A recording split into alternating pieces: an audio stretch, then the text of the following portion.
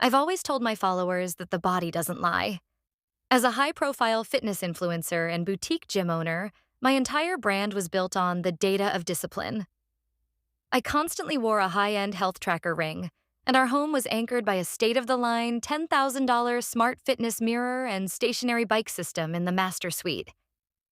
My husband, Mark, was a database administrator for a major health insurance conglomerate. He was quiet, soft-spoken, and completely unathletic. While I was out building a brand, Mark sat in his home office writing scripts to analyze millions of anonymized medical claims. I treated him like an administrative assistant who happened to pay half the mortgage.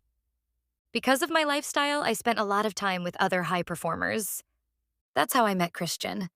Christian was a professional cyclist and a regular guest instructor at my studio.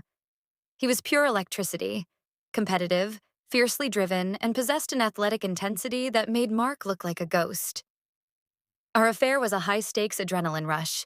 We were incredibly careful. I never invited Christian over when Mark was home. We never used messaging apps without auto-delete enabled, and we always met under the guise of late-night studio programming sessions. I was confident that my digital tracks were completely covered. My fatal mistake was forgetting that my own heart was broadcasting the truth. The trap snapped shut on a Tuesday evening. Mark had flown to Denver for a data security seminar, or so I thought. He was scheduled to be gone until Friday. With the house completely empty, I invited Christian over at 8 p.m. We skipped the studio and went straight to the master suite. To keep up appearances for my followers, I had told my online community that I was doing a deep-focus, tech-free recovery evening, meaning I wouldn't be posting or responding to messages. We were in the middle of our encounter when the smart fitness mirror on the bedroom wall suddenly turned itself on. It didn't display the usual pre-recorded yoga instructor or my workout metrics. The screen went completely dark, and then a live video feed connected. Sitting in his home office down the hallway, not in Denver, was Mark. He was wearing his usual plaid shirt, typing calmly on his mechanical keyboard. "Good evening, Elena. Hello, Christian," Mark said. His voice was perfectly level, amplified through the mirror's premium soundbar. Christian scrambled out of bed, grabbing his shirt in a panic.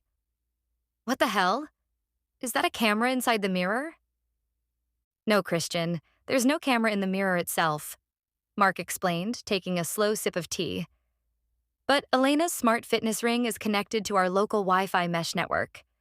And as a database administrator, I happen to have root access to our home's data broker server." I threw on my robe, stepping in front of the mirror, my heart racing. "Mark, what is the meaning of this? Why aren't you in Denver?" "I never went to Denver, Elena. I stayed at a hotel 3 blocks away to see if you would execute the pattern I've been analyzing for the last 4 months," Mark replied, leaning back in his ergonomic chair. He tapped a key, and a massive, color-coded line graph filled the fitness mirror, replacing his face. It looked like an electrocardiogram log. "You see, Elena, your fitness ring tracks your heart rate, skin temperature, and active caloric burn 24 hours a day," Mark said, his face reappearing in a small window in the corner of the screen. "You told me that every Tuesday and Thursday at 8:30 p.m., you were doing deep focus meditation to wind down.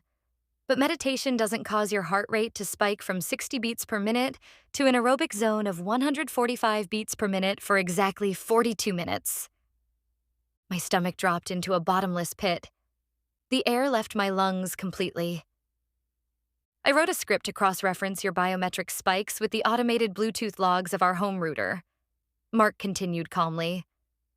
"Every single time your heart rate entered the peak cardio zone during your meditation, a foreign device, specifically Christian's iPhone, was registered on our guest Wi-Fi network. The correlation coefficient is 1.0, a perfect match." Christian was frantically trying to put his shoes on. "Elena, my phone, the Wi-Fi connected automatically because I used it here last week." "Exactly, Christian," Mark said with a cold, precise nod. "But it gets better. Elena, your boutique gym franchise relies on a health insurance partnership program that gives your members discounts based on your verified fitness data. Because I manage those specific database clusters for the insurance provider, I ran a compliance audit this morning." I gripped the edge of the dresser, barely able to stand. An audit? Mark, what did you do?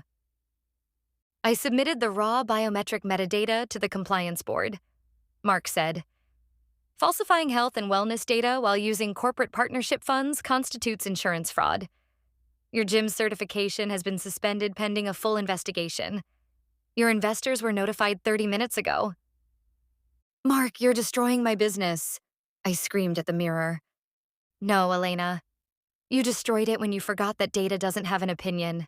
It just records the facts, Mark said quietly. He held up a thick manila folder. The divorce papers are already filed under fault guidelines due to habitual infidelity. I've already removed your administrative access to the smart home network. The electronic locks on the front door will deauthorize your biometrics in exactly 5 minutes. He looked directly into the camera lens, his expression devoid of any emotion. You always told your followers that discipline is tracking everything, Mark said. I finally took your advice. Have a great recovery evening. The fitness mirror snapped to black, leaving the bedroom completely silent. Within minutes, my phone began exploding with urgent notifications from my gym's board of directors and panicked texts from my brand sponsors. Christian didn't even say goodbye. He grabbed his bag and sprinted out the door before the locks engaged.